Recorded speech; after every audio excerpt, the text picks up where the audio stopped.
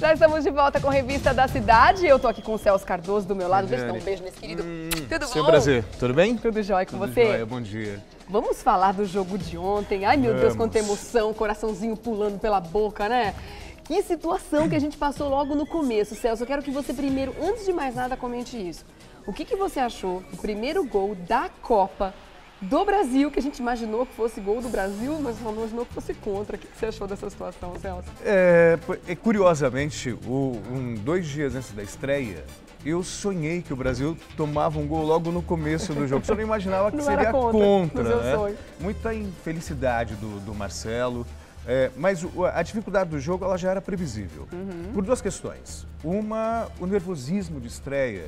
Quer dizer, por mais que você seja tarimbado, por mais que você seja experiente, que não é o caso dessa seleção, a estreia sempre gera um nervosismo.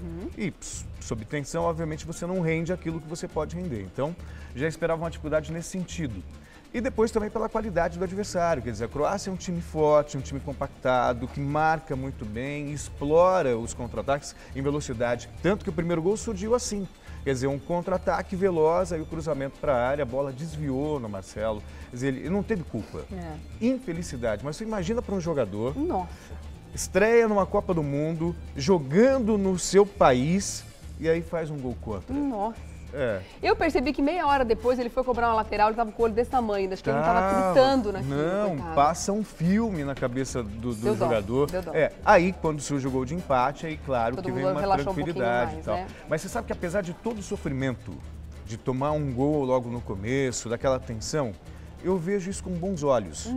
Porque foi possível observar até que ponto a seleção realmente está madura do ponto de vista psicológico. E que ainda precisa amadurecer, né? Exatamente, quer dizer, então reagiu bem. Daqui a pouco eu quero saber também sobre esses pontos. Eu quero que você comente exatamente no que a seleção ainda precisa amadurecer. Estou aqui para isso. Mas antes, vamos falar com o Alexandre Silvestre, porque ele está lá na Granja Comari. Aliás, os jogadores da seleção foram ontem mesmo, né? Voltaram aí para a concentração aí na Granja Comari. Vamos saber como é que está o day after da abertura. Olá, Alexandre, bom dia.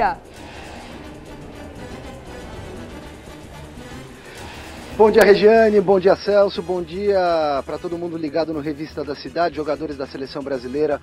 Os reservas, né, digamos assim, estão batendo um futevôlei aqui na caixa de areia, atrás do campo 2 da Granja Comari, concentração da seleção brasileira. Nesse exato momento eles estão fazendo um aquecimento, um exercício físico, os titulares ficaram no processo regenerativo, um relaxamento muscular lá em cima no hotel da seleção brasileira. A delegação retornou por volta da 1 da madrugada dessa sexta-feira, chegou aqui na concentração em Teresópolis, comeu uma pizza, galera papou uma pizzinha gostosa em comemoração a essa primeira vitória na Copa do Mundo, com a ajuda do japonês, o juiz foi nosso, deu um pênalti que não existiu. E a seleção brasileira, na minha opinião, apresentou, Regiane, Celso, meus amigos, os mesmos defeitos dos treinamentos, dos coletivos e dos amistosos. Muitos espaços nas laterais do campo, nas costas, principalmente do Daniel Alves e também do Marcelo, no meio de campo. Tá faltando um pouquinho mais de gente ali para marcar no meio de campo. E o Oscar muito deslocado também pelo lado do campo. Se bem que o Oscar, na minha visão, foi o melhor jogador da seleção brasileira, fez gol, o terceiro, participou diretamente dos outros 2, ajudou também na marcação, se movimentou bastante. Depois o destaque para o Neymar, que fez 2, marcou 2 gols na vitória do Brasil, e o Davi Luiz, um monstro na defesa, jogando com muita vitalidade. A seleção brasileira também apresentou pontos positivos, né? Não vamos só criticar. Teve poder de reação, apesar da ajuda do apito. O Marcelo, por exemplo, não se abalou emocionalmente depois do gol contra. E esses atletas aí que eu destaquei também como pontos positivos na estreia do Brasil na Copa do Mundo. Os jogadores treinam pela manhã aqui na Granja Comari. O Felipão prefere nesse momento antecipar o treinamento para que todos possam assistir à tarde ao jogo do México contra Camarões, que serão os nossos próximos adversários nessa fase de grupo do Mundial 2014. Certo, Alexandre, obrigada pelas informações, obrigada pela participação aqui no Revista. Normalmente, o pessoal tá dando uma descansada agora, normalmente quando se fala acabou em pizza, se imagina algo pejorativo, né? Mas agora nesse caso não, acabou em pizza, mas foi para comemorar. Foi tudo legal. Que agora, seja assim sempre, acabe em pizza. Vamos aproveitar então, já que o Silvestre comentou aí a questão da arbitragem, né, do japonês nos ajudando e tudo mais, disse que ontem ele estava mais brasileiro do que nunca. Você acha que aconteceu aquele pênalti? Eu já ouvi alguns comentaristas esportivos defendendo, dizendo que o pênalti de fato aconteceu. O mundo está dizendo que não. Não. Mas, você acha que esse japonês ele quis se redimir porque ele tinha uma certa dívida com a gente de um tempo atrás? Eu acho que o que você pensa sobre isso? tudo isso influencia. A gente o árbitro ele não é uma máquina. Então, de repente, ele viu que em 2010 ele prejudicou a seleção brasileira. Não na expulsão do Felipe Melo, naquela ocasião. Eu acho que o Felipe Melo foi expulso com toda a razão. Aliás, não deveria só receber o cartão vermelho, deveria ter sido preso pelo que ele fez. Mas teve um pênalti no Kaká que ele não marcou. E o Brasil acabou eliminado pela Holanda. Tudo bem, o Brasil poderia cobrar o pênalti e errar, mas foi um erro, isso foi noticiado. E aí ele é o árbitro num outro jogo do Brasil, jogando na casa dele. Agora, o pênalti para mim não existiu. Não existiu. O Fred, ele simulou, ele se jogou, tal. Mas tem algo, a gente pode, de repente, olhar, a gente tem uma tendência a sempre olhar para o árbitro com rigor. Mas a gente olha o replay, a foto, 500 vezes. Dependendo do ângulo que ele estava, foi difícil de ver? Porque, na verdade, há uma mão do jogador croata no Fred. Só que não é há a mão colocada, mas não teve aquela puxada não teve um empurrão. Quer dizer, mas para o árbitro que vê naquele momento a mão e a queda, ele tem aquela fração de segundo para decidir. Então aí pode pesar o fato de não ter marcado um pênalti lá atrás. E aí, se eu errar de novo? É no Brasil, quer dizer, tudo isso favorece. Mas que não foi pênalti, não foi. Não foi. O Brasil foi beneficiado. Mas vamos combinar que a gente também não precisava desse gol, porque o Oscar não só salvou a partida, como também deu uma tranquilidade maior no final, com um 3-1. Ele foi um dos caras do jogo, né? Sim, o Silvestre fez colocações muito precisas. O Brasil tem deficiências nas costas do Dani Alves, nos laterais. Há muito espaço ali, tanto que o primeiro gol surgiu justamente nas costas do Daniel. Mas, por outro lado, teve uma aplicação tática muito interessante, muita disposição. O Oscar, por exemplo. Ele é um jogador de criação, mas ele se dedicou à marcação de uma maneira surpreendente. E ele não estava muito bem nos amistosos. Não estava muito bem nos amistosos. De repente, ele roubou uma bola ali contra 3 croatas, serviu o Neymar, que aí originou o primeiro gol. E depois também, quando o Oscar marcou, houve uma roubada de bola do Ramires. Quer dizer, então houve muita disposição. A gente sempre cobrou da seleção futebol arte, futebol bonito. Isso também faz parte do jogo, você se entregar, você sabe, mostrar raça, disciplina, e isso a seleção apresentou. Sangue, suor e lágrimas. Sim, tem coisas que devem ser corrigidas com urgência, principalmente na bola aérea, a falha de marcação dos laterais. Porque veja só, o meio-campo, como os laterais partem muito, sobrecarrega o Luiz Gustavo, que é o primeiro homem de marcação ali no meio. Então ele tem que se tornar um multi-homem para cobrir esses setores. Então o Filipão vai ter que cuidar disso.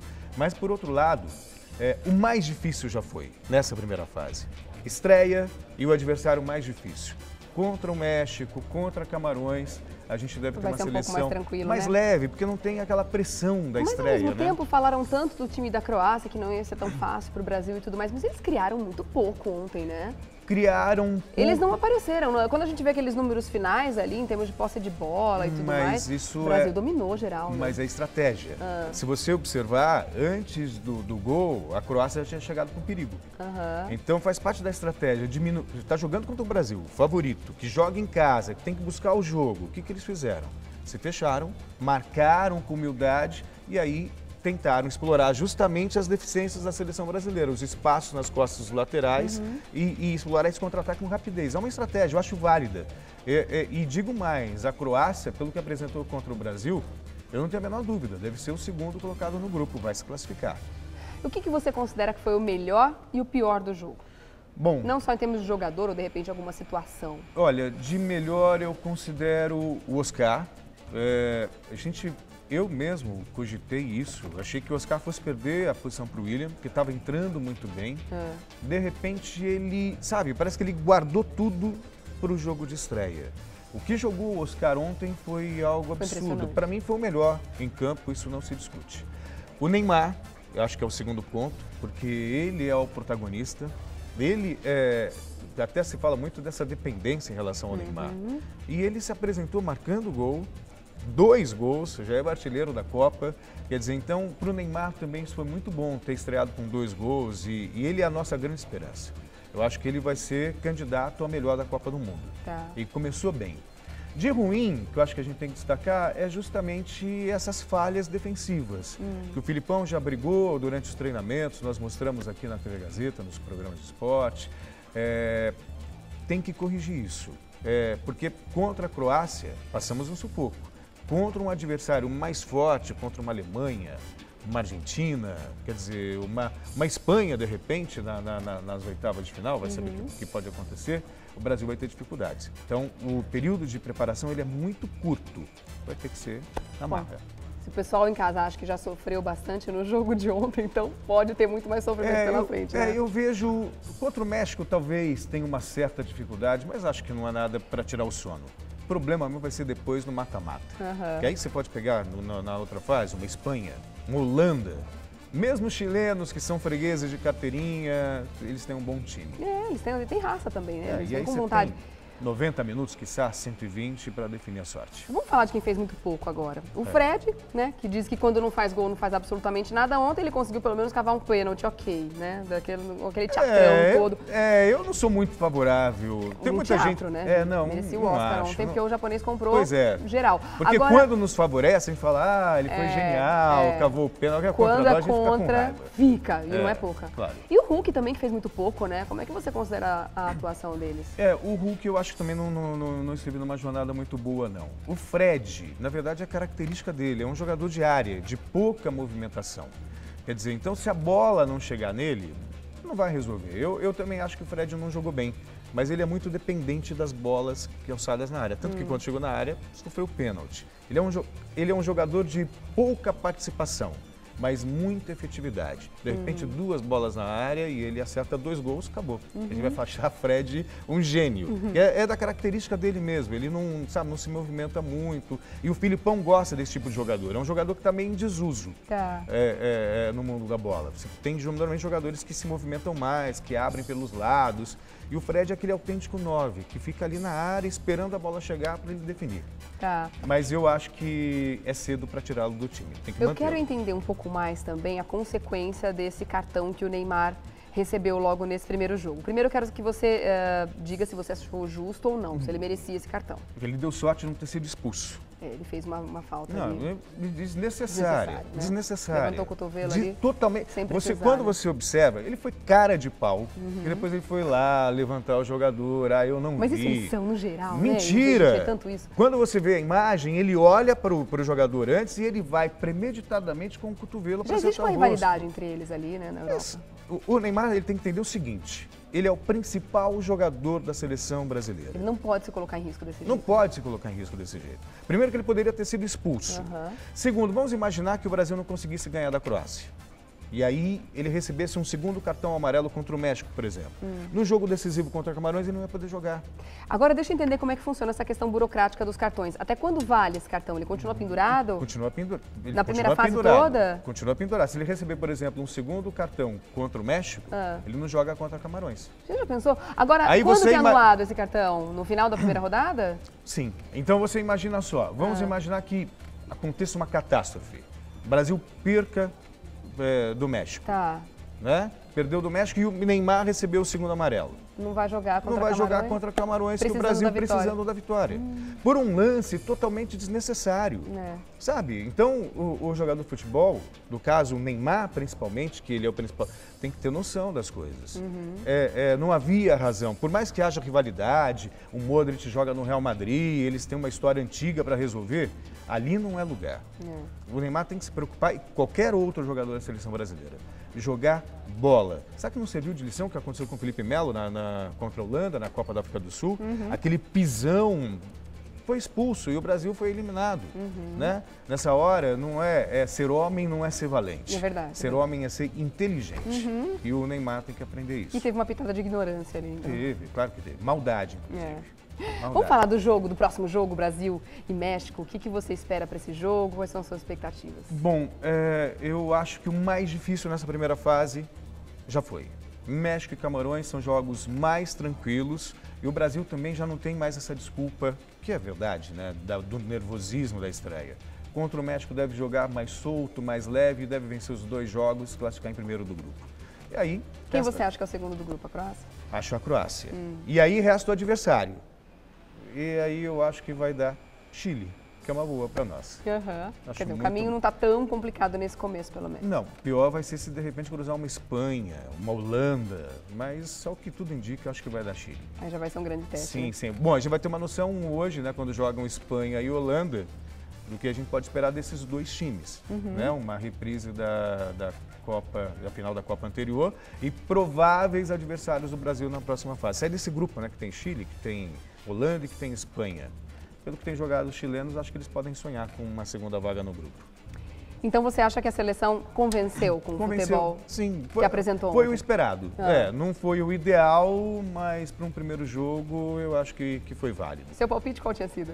2-1. 2-1? 2-1. Eu tinha sonhado com esse gol logo no começo, mas eu acreditava num 2-1. Foi melhor do que imaginávamos. Quer dizer, o juiz deu uma mãozinha, né? Se não fosse ali o juiz, talvez os 2-1. Ó, juiz, mas a gente não precisava de você não, tá? Não, o japonês foi solidário, né? Já estão falando que foi o apito amigo. E ele, bom, eu não sei como é que ele vai ficar agora diante da FIFA, né? Com uma atuação dessa e com o histórico que ele já tem. Mas na minha opinião, ele não deveria apitar mais nada. Eu né? acho que ele vai para uma geladeira. Mais já que merecida, apareceu, né? mas ele não fez uma arbitragem ruim, não. Não? Você acha que no geral ele foi bem? No geral ele foi bem. Eu repito, para nós é muito cômodo, mas a mão do jogador croata estava lá. O Fred simula, então ele pode ter sido induzido ao erro. Ele não tem a chance de rever o lance, né? Como a gente tem. No primeiro momento você olha ali, o Fred caiu, pênalti, todo mundo comemora. Quando você vê no detalhe a imagem, é aí que a gente descobre que não foi pênalti. Então, aliás, tem uma coisa interessante, né? Muitos outros esportes utilizam a tecnologia hoje para justamente fazer o tiratema e não tem nenhum tipo de injustiça, né? Dentro de quadra ou independente dependendo do esporte, né? Isso acaba acontecendo. O futebol ainda não utiliza esse tipo de tecnologia. Você entra no coro das pessoas que defende que deveria usar? Eu defendo, acho que tem que usar. Tem que usar, porque senão fica sempre a dúvida se houve uma fé ou se foi erro de fato. Para mim foi um erro, não houve uma fé do árbitro. Então você considera que o Brasil fez 4-0 ou você acha que o gol da Croácia foi válido e foi 3-1? Não, 3-1. Eles tiveram mérito na jogada. Foi um desvio sem querer do Marcelo. Vamos poupar o Marcelo também, né? Tá certo. Já chega a tristeza dele naquele momento e tal. Ele deve ter dormido com a cabeça inchada. Foi um acidente de percurso. Tá certo. Tá bom? Celso, eu espero você aqui nas próximas oportunidades, também Vem, comentando sim. os próximos jogos do Brasil, será um da prazer. Copa. Tá bom? Tá bom? Obrigada, querido. Ótimo final de semana pra você, viu? Pra você também. Beijo nas crianças Até mais. também. Beijo. Tchau, Tchau, tchau. Até. Muito legal, né, Celso Cardoso? Lembrando que o esporte na TV Gazeta vai longe hoje. Você ficando com a gente vai ficar por dentro de tudo o que acontece também na Copa do Mundo e no mundo de outros esportes. Também o Super Esporte daqui a pouquinho com a Anitta e o nosso time de comentaristas às 6 da tarde também, tá bom? Celso